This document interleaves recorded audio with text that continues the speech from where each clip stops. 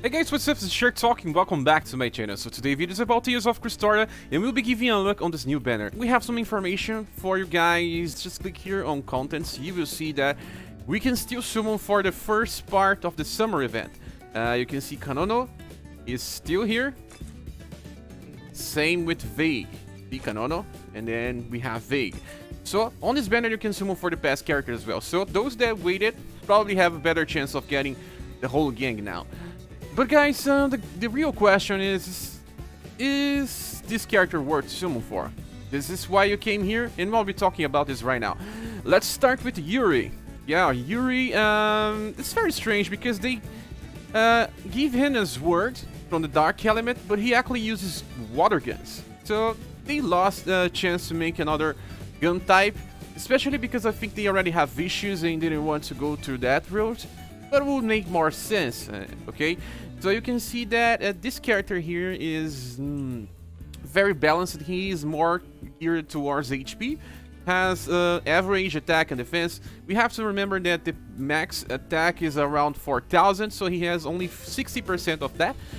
His skill is max HP to all allies, 10%, and 10% of defense to sword type allies. It's easy to build sword type squads on this game than when, say, martial artists or tonfas or any other type of weapon.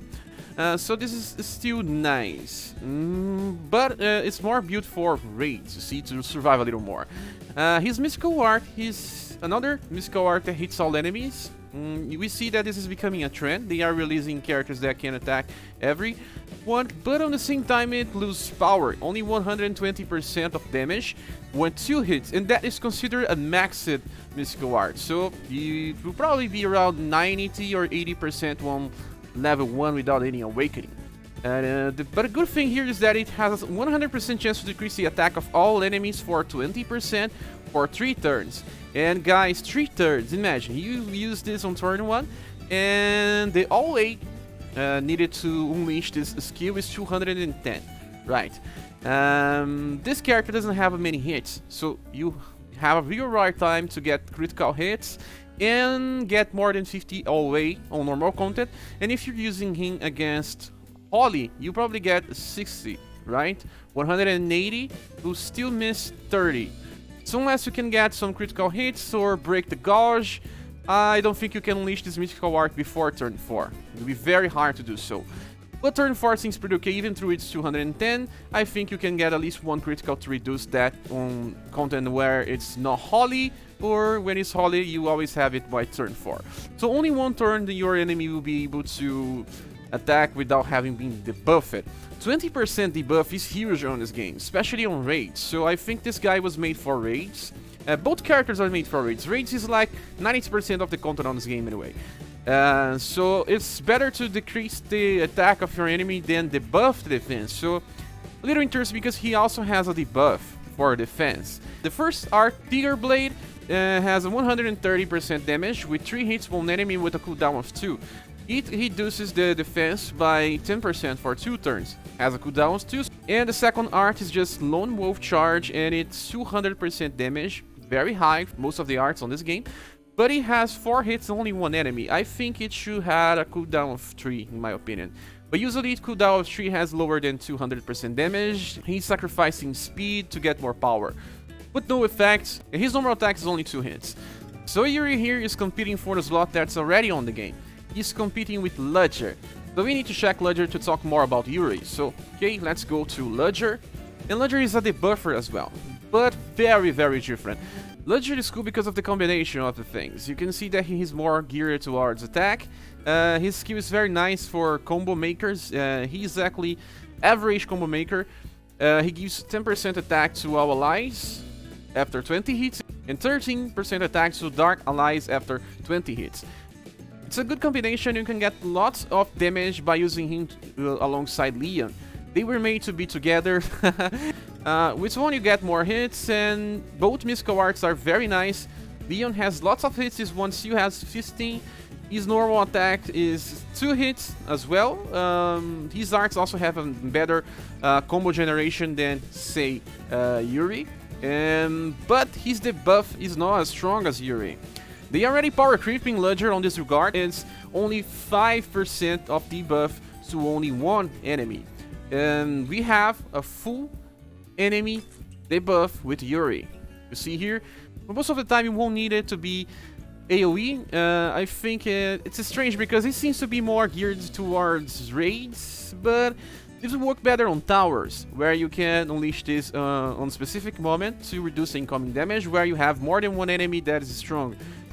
So you will be probably better on towers, but almost the same as Ledger on raids, but a little better yet.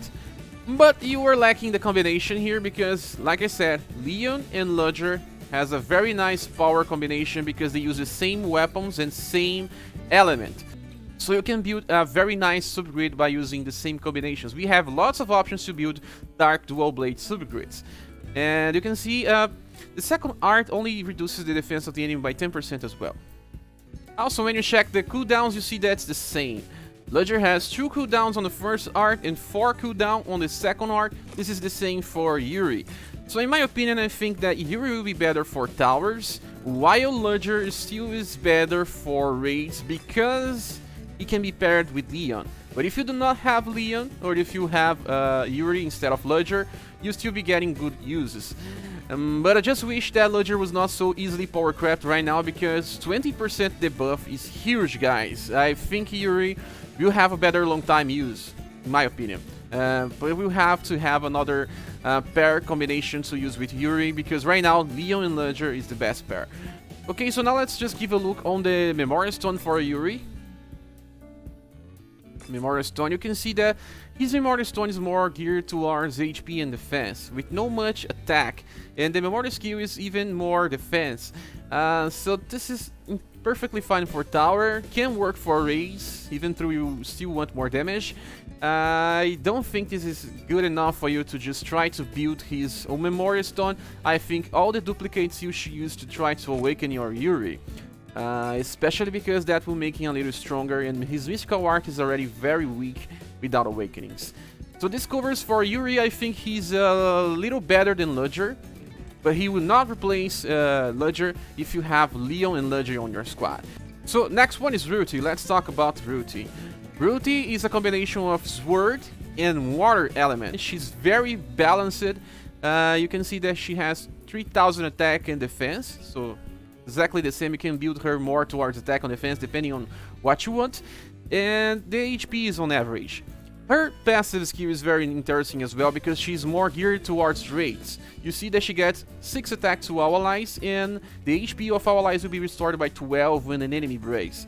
We saw this before, but not as good as this one. We have to check for Crest because Crest is exactly like that. He's also very good for raids because he was built towards having more sustain. Let's check for Crest here. You see, he has a better setup. He gets 10% attack to our allies, and the HP of Sword allies is restored by 15%.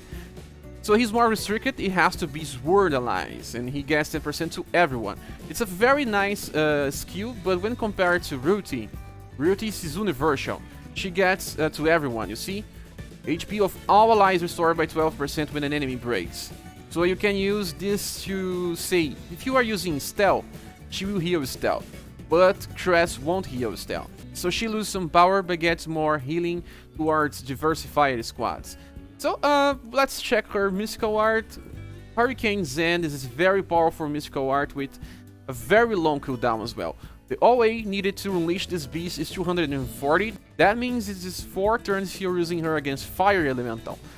So not so much if you think that way, and Hurricane Ends is also very strong, 420% damage. This is very comparable to Rita, and Rita is also from Water Element, so both can work very well together if you are only thinking about element. You see, both will work well. She has a little small cooldown when compared to Rita.